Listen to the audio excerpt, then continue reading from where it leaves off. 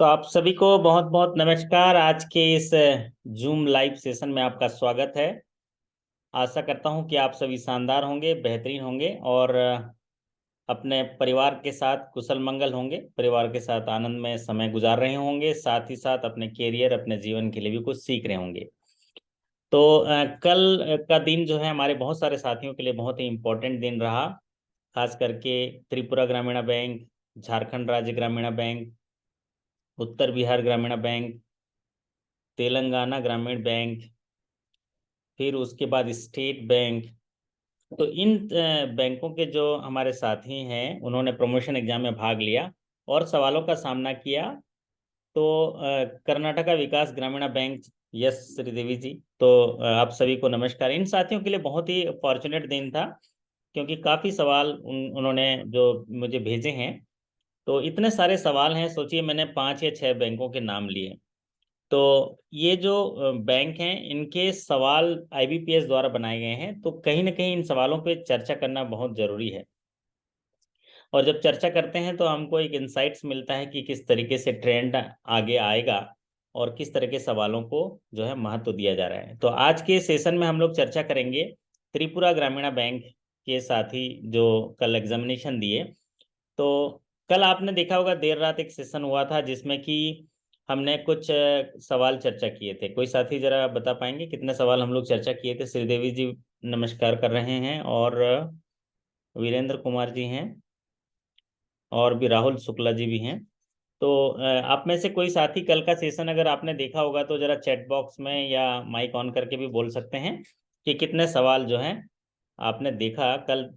40 question देखा? नहीं, त्रिपुरा ग्रामीण बैंक की बात कर रहे हैं चौधरी जी। त्रिपुरा ग्रामीण बैंक के हमने कितने सवाल कल डिस्कस किए? तो त्रिपुरा ग्रामीण बैंक के क्लरिकल टू ऑफिसर्स के कल रात को जो सेशन हुआ था उसमें हम लोगों ने 50 क्वेश्चन डिस्कस किए थे। कितना क्वेश्चन डिस्कस किए थे? 50 क्वेश्चन डिस्कस किए थे।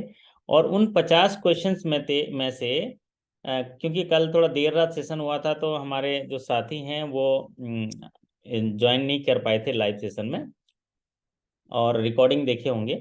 लेकिन जो बचे हुए क्वेश्चंस हैं अभी हम लोग यहाँ पर फटाफट चर्चा करेंगे। तो जरा 1 मिनट प्रतीक्षा करिएगा, फिर हम लोग इसको कंटिन्यू करेंगे।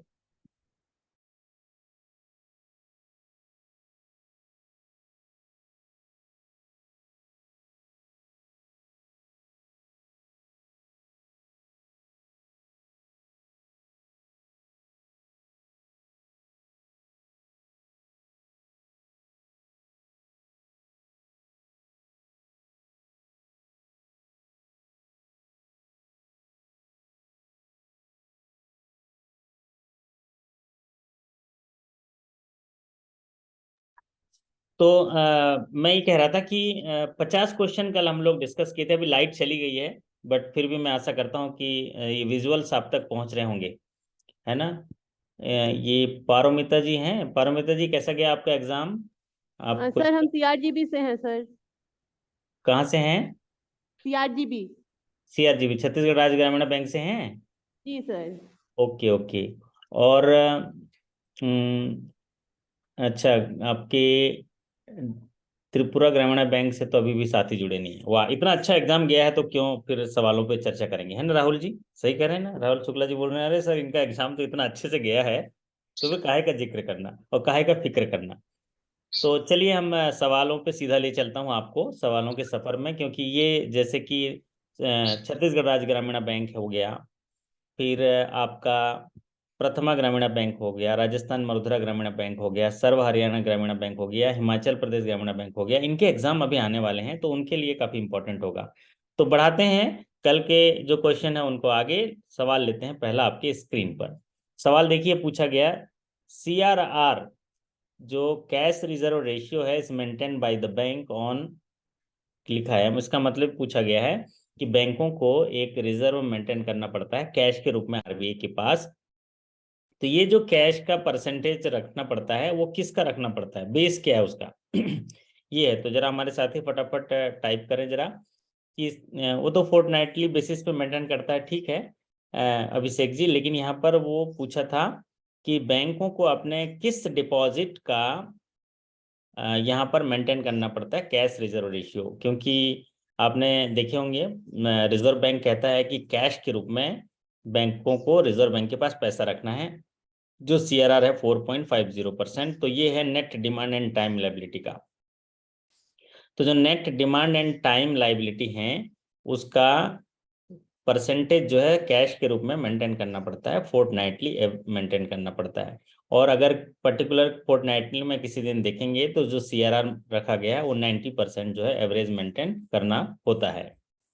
चलिए अब बात करते हैं अगले सवाल पर। अगला सवाल आपके स्क्रीन पर ये देखिए, पॉपुलर सीरीज का सवाल। सवाल ये पूछा गया है कि loan against LIC policy sanction on the basis of which value. तो ये आप लोग तो जरा फटाफट टाइप करके बता दीजिए कि लोन अगेंस्ट LIC पॉलिसी जो है सैंक्शन किया जाता है कौन से वैल्यू को। तो पारोमिता जी बता रहे हैं, क्योंकि ये पॉपुलर सीरीज का सवाल है। इनके जितने भी 60 सवाल किए गए हैं ना, उस 60 सवाल में से 50 सवाल ऐसे हैं जो जनरल बैंकिंग के हैं, 10 सवाल ऐसे हैं जो इंटरनल बैंकिंग से आए हुए हैं। तो हमारे साथियों के लिए तो बड़ा ही मतलब आसान लगा होगा इस, लेकिन आसानी ऐसे नहीं कह सकते, क्योंकि यहाँ पर कंपटीशन भी होगा, क्योंकि बहुत सारे साथी जो इन सवालों को सही किए होंगे। तो लोन अगेंस्ट LIC पॉलिसी जो सैंक्शन किया जाता है उनका बेसिस होता है सरेंडर वैल्यू ऑफ LIP। तो जो भी लाइफ इंश्योरेंस पॉलिसी है उसका आज की तारीख पर जो सरेंडर वैल्यू है उसको बेस मान के उसमें क्वांटम ऑफ फाइनेंस जो है सैंक्शन किया जाता है और फिर लोन दिया जाता है। तो ये सवाल जो है 52 नंबर सवाल, लोन अगेंस्ट LIC पॉलिसी, तो यहाँ पर सरेंडर वैल्यू होगा। अगला सवाल आपके स्क्रीन पर देखिए, यहाँ पर है RRB आर रीफाइनेंस बाई। तो जो रीजनल रूरल बैंक होते हैं वो रीफाइनेंस कौन करता है उनको, रीजनल रूरल बैंक को। तो जरा हमारे होनहार साथी जरा टाइप करके बता दीजिए। वाह बहुत बढ़िया अभिषेक जी। अभिषेक जी कह रहे हैं नाबार्ड, राहुल जी कह रहे हैं नाबार्ड। राहुल जी कौन, राहुल जी कौन से, राहुल साहे जी कौन से आपका बैंक से हैं आप? बहुत बढ़िया। तो यहाँ पर देखिए पंजाब एंड सिंध बैंक से। ओके, आपका एग्जामिनेशन कब होगा राहुल जी? ये RRB जो है रीफाइनेंस किए जाते हैं वो होते हैं नाबार्ड के द्वारा। किसके द्वारा? नाबार्ड के द्वारा, national bank for agriculture and rural development. तो RRB के लिए ये सुपरवाइजरी जो बॉडी भी है, इंस्पेक्शंस वगैरह रेगुलेशन वगैरह बनाते हैं। बहुत बढ़िया। CBI स्केल 4 के लिए, तो उसके लिए भी आपके लॉगिन सेक्शन में मैंने एक अलग से डाटा जो है CBI स्केल 4 स्केल 3 के लिए बना दिया है। लेकिन ये जो रिकॉल क्वेश्चंस आते हैं ये बहुत इंपॉर्टेंट होते हैं, खास करके नेशनलाइज बैंकों के 3-4 में भी, क्योंकि ये IBPS द्वारा बनाए गए हैं। तो ये उनके इलेक्ट्रॉनिक बॉक्स में रहता है और ये सवाल के आने की संभावनाएं उनकी बनी रहती है। तो RRB जो है रिफाइनेंस किए जाते हैं नाबार्ड के द्वारा। चलिए अगला सवाल लेते हैं। यहाँ पर पूछा गया है, in current scenario the great work is done by which for the financial inclusion. ऐसा है, सवाल थोड़ा इनकम्प्लीट है कि करंट सिनारियो में मतलब अभी बैंकिंग जगत में फाइनेंशियल इंक्लूजन के क्षेत्र में महत्वपूर्ण कार्य किसके द्वारा किया जा रहा है, ये सवाल पूछा गया। तो सवाल को ये समझ लीजिए, जो ज़्यादातर फाइनेंशियल इंक्लूजन में एक जो हम लोग आउटसोर्सिंग करते हैं वो बैंकों के द्वारा, वो कौन करता है? वो बिजनेस कॉरेस्पॉन्डेंट करते हैं। कौन करते हैं? Business correspondent. क्योंकि आपने देखा होगा 2014-15 के बाद जब हर खाता हर घर जो है खातादार पहुंचाया गया, खाते ओपन किए गए, हर खाता भाग्य विधाता मेरा खाता, प्रधानमंत्री जन धन योजना के तहत 40-45 करोड़ जो है खाते खोले गए। तो इसमें उनको बैंकिंग सेवाएं प्रदान करने के लिए इस करंट सिनारियो में महत्वपूर्ण रोल अदा कर रहे हैं फाइनेंशियल इंक्लूजन के लिए, वो हैं बिजनेस कॉरेस्पॉन्डेंट। ये हैं बिजनेस कॉरेस्पॉन्डेंट। तो यहाँ पर मैं जहाँ से आपको ये डिस्कशन दे रहा हूँ यहाँ पर लाइट गोल है, लेकिन फिर भी आप अच्छे से देख पा रहे होंगे, है ना राहुल जी? बढ़िया नजर आ रहा है स्क्रीन आपको? तो एक थम्स अप कर दीजिए जरा। तो अच्छा, अब थम्स अप भी हम हमारे तक नहीं आ रहा है। ओके थम्स अप आ रहा है। आ गया आ गया। तो यहाँ पर करंट सिनारियो में great work done by which for the financial inclusion या बैंकिंग सेवाएं प्रोवाइड करने के लिए, तो वो हैं बिजनेस कॉरेस्पॉन्डेंट। अगला सवाल देखिए, what is the maximum tenure of पर्यटन सहायक प्रकल्प loan scheme with the moratorium. Repayment period पूछा गया है, मैक्सिमम टेन्योर पूछा गया है। पर्यटन सहायक प्रकल्प लोन स्कीम, जो सरकार है, भारत सरकार जो है, राज्य सरकारों के साथ मिलकर अभी कोविड के बाद क्या है कि यहाँ पर जो भी पर्यटन से संबंधित कार्य करते हैं, टूरिज्म को बढ़ावा देने के लिए जो इंडस्ट्री काम करते हैं, उनके लिए ये लोन स्कीम है, पर्यटन सहायक प्रकल्प लोन स्कीम है। और इसमें जो है लोन दिया जाता है, तो मैक्सिमम 10 लाख का लोन दिया जाता है, मिनिमम 50,000 का लोन दिया जाता है। तो इनके लिए पूछा गया है कि रिपेमेंट पीरियड कितना with moratorium. Sound cut cut के आ रहा है। ओके, तो नेटवर्क की वजह से हो सकता है, लेकिन फिर भी हम कोशिश करेंगे कि सेशन को कंप्लीट कर लेंगे साउंड। तो यहाँ पर जो है पर्यटन सहायक प्रकल्प लोन स्कीम के लिए मोरेटोरियम पूछा गया। और ये जो होगा, जो पर्यटन सहायक हैं, जैसे भी आप कोविड के समय देखे होंगे, कोविड आया तो उसके बाद से पर्यटन में जो है जो आपका ना जो अपना लॉकडाउन हो गया, उसकी वजह से पर्यटन पे सीधा असर किया था। तो ऐसे लोग जो पर्यटन में काम करते हैं, पर्यटकों की मदद करते हैं, तो उस इंडस्ट्री को बढ़ावा देने के लिए पर्यटन सहायक प्रकल्प योजना जारी किया गया। और इसमें जो मोरेटोरियम के साथ रीपेमेंट पीरियड है वो 96 मंथ है। इसको इस तरह से मानना है, 7 साल का रीपेमेंट पीरियड होगा और 12 महीने का जो है वो मोरेटोरियम होगा। 1 साल का मोरेटोरियम और 7 साल का रीपेमेंट पीरियड। तो 1 साल का मोरेटोरियम मतलब 12 महीना मोरेटोरियम हो गया, 7 साल का रीपेमेंट हो गया। तो ये आपका 84 महीना प्लस 12 महीना, तो 96 मंथ है। ये देखिए शानदार सा, ये आपका पर्यटन के लिए त्रिपुरा का जो राजमहल है, यहाँ पर दिख रहा होगा स्क्रीन आपको। तो चलिए अब बात करते हैं अगले सवाल पर। अगला सवाल आपकी स्क्रीन पर पूछा गया, देखिए, what is the maximum quantum of finance in prime minister formulization of micro food processing enterprises. तो यहाँ पर प्राइम मिनिस्टर एफएमएमई से जुड़ा हुआ सवाल पूछा गया है, जिसके तहत सब्सिडी दी जाती है 35% की। तो मैक्सिमम क्वांटम ऑफ फाइनेंस ये पूछा गया। तो मैक्सिमम क्वांटम ऑफ फाइनेंस पीएफएमई में जो होता है, इसमें जो लोन होते हैं वो वैसे तो एज सच इसमें कोई नीड बेस्ड लोन है, लेकिन अगर सब्सिडी के लिए की बात करें तो सब्सिडी के लिए बात करेंगे तो वो होगा 10 लाख रुपए। कितना होगा? 10 लाख रुपए होगा। तो the maximum quantum of finance in PMFME वो सब्सिडी वाले में है, ये 10 लाख। और अगर नॉर्मली करेंगे तो वो नीड बेस है। तो ये सवाल पूछा गया, मतलब प्राइम मिनिस्टर फॉर्मुलाइजेशन अब माइक्रो फूड प्रोसेसिंग एंटरप्राइजेस को आपको अच्छे से देखना होगा, एक बार रीड कर लीजिएगा, आपको जो है उसके नोट्स अवेलेबल हैं। सब्सिडी मैक्सिमम 10 लाख तक है ना। तो यहाँ पर सब्सिडी वाला पूछा गया था, इसीलिए ये 10 लाख होगा, है ना। चलिए अगला सवाल आपकी स्क्रीन पर लेते हैं, सवाल number 57। What is the maximum finance for animal husbandry loan scheme for eligibility of interest subvention. यहाँ पर पूछा गया है लोन फाइनेंस जो करेंगे एनिमल हस्बेंड्री मतलब अलाइड एक्टिविटी के लिए, उसमें एक इंटरेस्ट सबवेंशन दिया जाता है, इंटरेस्ट सबवेंशन दिया जाता है नाबार्ड के द्वारा। तो वो इंटरेस्ट सबवेंशन जो है वो पाने के लिए कितने रुपए का लोन सैंक्शन करेंगे, ये बात कही गई है। जैसे केसीसी में इंटरेस्ट सबवेंशन पाना है शॉर्ट टर्म क्रॉप लोन में, तो कितना होता है? 3 लाख होता है। तो एनिमल हस्बेंड्री के लिए जो लोन करेंगे जिसमें इंटरेस्ट सबवेंशन मिलेगा वो कितना होगा, ये बात कही गई है। तो कोई साथी जरा टाइप करके बताएंगे जरा कि इंटरेस्ट सबवेंशन पाने के लिए एनिमल हस्बेंड्री में कितना लोन किया जाता है। तो ये किया जाता है, जैसे केसीसी के लिए 3 लाख है, तो एनिमल हस्बेंड्री के लिए वो होता है वो 2 लाख, अप टू 2 लैक्स होते हैं। तो the maximum finance for animal husbandry loan up to 2 lakhs are eligible for claim of interest subvention. तो बैंकों को उसमें इंटरेस्ट सबवेंशन दिया जाता है। चलिए अब बात करते हैं अगले सवाल पर। अगला सवाल आपकी स्क्रीन पर है। सवाल पूछा गया, as per the staff accountability policy the entire process is to be completed within how many months. तो जो भी स्टाफ अकाउंटेबिलिटी पॉलिसी है उसके आधार पर अगर कोई अकाउंट एनपीए हो जाता है, उसकी स्टाफ अकाउंटेबिलिटी स्टार्ट की जाती है, तो ये कंप्लीट प्रोसेस जो है कितने दिनों में हो जाना चाहिए, ये बात कही गई है। तो जो स्टाफ अकाउंटेबिलिटी है ये कहा गया है अकाउंट एनपीए होने के बाद 3 मंथ्स के अंदर स्टाफ अकाउंटेबिलिटी कंप्लीट हो जानी चाहिए। ये आपके case to case, bank to bank आपकी पॉलिसी, स्टाफ अकाउंटेबिलिटी पॉलिसी को पढ़ना होगा। जैसे श्रीदेवी जी ने कहा 1 मंथ से लेके 3 मंथ्स, ज्यादातर बैंकों में 3 मंथ्स के इसका टाइम है। कई बार 90 डेज का भी समय ऐसा लिखा गया पॉलिसी में, लेकिन ये bank to bank staff accountability policy का उसको हमको रीड करना होता है। तो as per the staff accountability policy the entire process is to be completed within 3 months.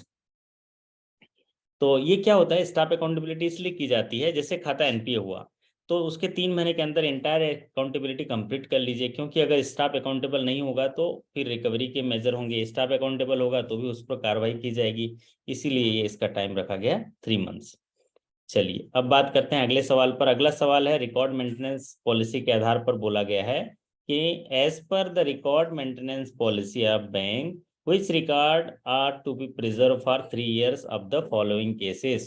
यहाँ पर कुछ केस दिया था और उसके आधार पर ये कहा गया है कि निम्नलिखित में से कौन से रिकॉर्ड जो हैं 3 साल तक रखने होते हैं, प्रिजर्व रखने होते हैं, ये पूछा गया। तो यहाँ पर जो ऑप्शन है हमारे पास शो नहीं हो रहे हैं, क्योंकि साथी जो है टूटी फूटी भाषा में रिकॉल क्वेश्चन भेजते हैं। तो जो करेंसी नोट मेंटेनेंस रजिस्टर हैं, जैसे आप करेंसी नोट में काउंटरफिट करेंसी नोट रखते हैं, तो इनके रिकॉर्ड्स जो है वो 3 साल तक प्रिजर्व करने होते हैं as per record maintenance policy. जो करेंसी नोट्स मेंटेनेंस रजिस्टर है, जिसमें आप counterfeit currency note, fake note, mutilated note है ना, जो एजुकेटिंग करते हैं, ये सारे रिकॉर्ड्स जो है 3 साल तक मेंटेन करने होते हैं, प्रिजर्व रखने होते हैं। अगला सवाल, आप आज के सेशन का ये अंतिम सवाल है, क्योंकि ये क्लरिकल टू ऑफिसर के रिकॉल क्वेश्चन की चर्चा कर रहे हैं तो 60 सवाल होते हैं। तो हमारे साथियों ने देखो कितना जल्दी हमको पूरे सवाल भेज दिए, और हमने भी तत्परता दिखाते हुए सारे सवाल को डिस्कस कर लिए, ताकि आप जो है इन सवालों से सीख पाएंगे और अपने अपने पॉलिसी को पढ़ पाएंगे। हमेशा ध्यान रखिए, जिन जिन टॉपिक से सवाल आ रहे हैं उस पॉलिसी को पढ़ लीजिए, या तो पॉलिसी को हमें दे दीजिए तो हम लोग एक सेशन कर लेंगे उसको और आपको अच्छे से उसको क्लियर कर देंगे। अगला सवाल आपकी स्क्रीन पर लेते हैं, देखिए। As per record maintenance policy the rent receive record are to be preserve for how many years. तो यहाँ पर रिकॉर्ड मेंटेनेंस पॉलिसी के आधार पर जो रेंट रिसीव्ड रिकॉर्ड्स हैं वो कितने साल तक प्रिजर्व रखने होते हैं।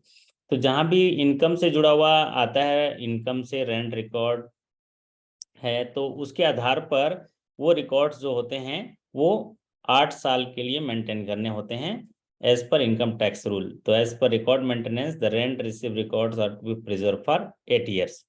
तो ये भी आपकी रिकॉर्ड मेंटेनेंस पॉलिसी को देख लीजिएगा वीरेंद्र कुमार जी, तो या नहीं तो मुझे दे दीजिएगा, तो हम लोग एक बार स्टडी कर लेंगे रिकॉर्ड मेंटेनेंस पॉलिसी सब बैंक का। क्योंकि नॉर्मली जो ज़्यादातर सवाल पूछा जाता रहा अभी तक वो केवाईसी एमएल के आधार पर पूछा जाता रहा। केवाईसी एमएल में तो वहाँ तो 5 साल है, किसी को कोई डाउट नहीं है कि अगर कोई ट्रांजेक्शन हुआ, रिपोर्टिंग हुआ एफआईयू को, तो 5 साल के लिए हम लोग को रखना है। अगर कोई खाता बंद हुआ तो 5 साल तक रिकॉर्ड मेंटेन करना है। लेकिन यहाँ पर नए सवाल ऐड हो गए हैं आज के इस क्वेश्चन में, आपने देखे होंगे। रेंट रिसीव है तो डिफरेंट डिफरेंट लॉ के आधार पर प्रिजर्वेशन रखा जाता है, इनकम टैक्स के आधार पर अलग रखा जाता है, क्रिमिनल इंडियन पेनल कोड के आधार पर अलग रखा जाता है। जैसे कि 3 ईयर्स है, note return received from the police of counterfeit currency note is to be preserve for 3 years. जब बैंक को वापस करता है तो 3 साल तक रखना है, इंडियन पेनल कोड के आधार पर है। यहाँ पर जो है ये इनकम टैक्स के आधार पर तो अलग अलग होता है। तो ये आपके 60 सवाल हो गए। 1-2 सवाल रिपीट हुए हैं, मतलब अभी भी 1-2 सवाल मिसिंग हैं, तो किसी चर्चा के समय हम लोग उसको भी डिस्कस कर लेंगे। तो आज के सेशंस में हम लोग 60 सवाल चर्चा किए। आशा करता हूं कि इससे आपको एक इंसाइट मिला होगा। अभी देखिए सेशन समाप्त हुआ और लाइट आ गई, ये हुई ना गजब की बात है, अभी लाइट आई है। तो 1 मिनट फिर ये ब्रेक हो सकता है, क्योंकि ऑटोमेटिक कनेक्शन जुड़ेगा फिर भी। तो आशा चाहे कितनी भी कम हो, निराशा से बेहतर होती है। ये आज का शानदार कोट है कि आशा चाहे कितनी भी कम हो, निराशा से बेहतर होती है। और ये 60 सवाल हैं। तो आशा करता हूँ कि इन 60 सवालों से आपको एक हौसला मिला होगा।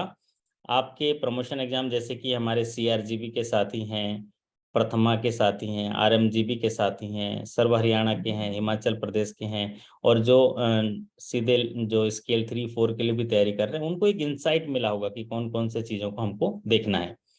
चलिए, तो आज के सेशंस में इतना ही। अगर आपके कोई सवाल हो या कुछ पूछना चाहेंगे तो हम बात कर सकते हैं, और कोई साथी अगर कोई बात करना चाहता है तो हमसे बात कर सकते हैं। श्रीदेवी जी, कैसे गया आपका प्रमोशन एग्जाम? है ना, आप हैं लाइन पर हैं?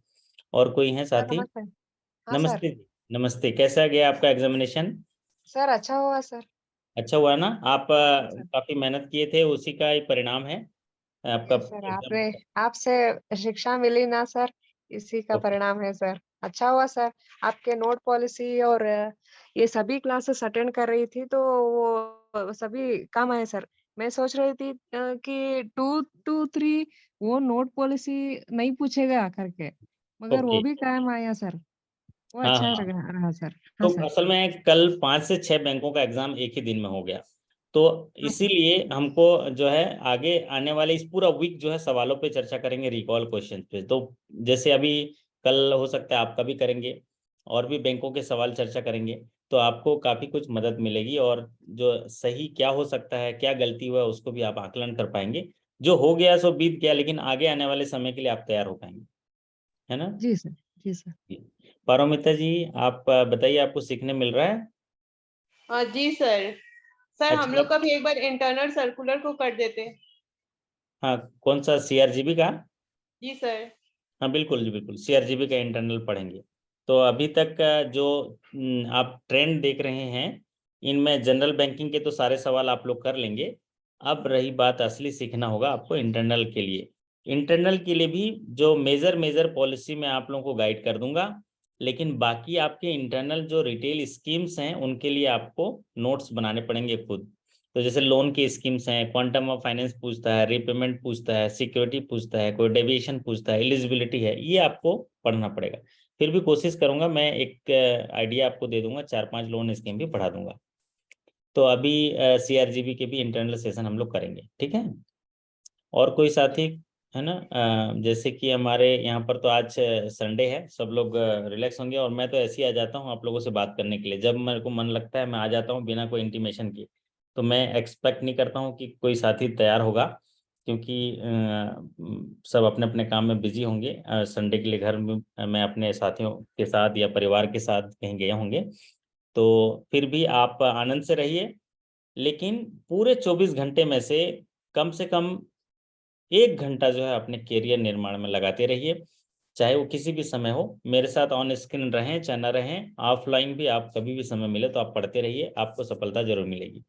तो चलिए, आपको बहुत सारी शुभकामनाएं देता हूं, और आपके अच्छे कार्य निष्पादन, बेहतर स्वास्थ्य, बेहतर सफलता, शानदार सफलता की कामना करते हुए आपसे विदा लेते हैं।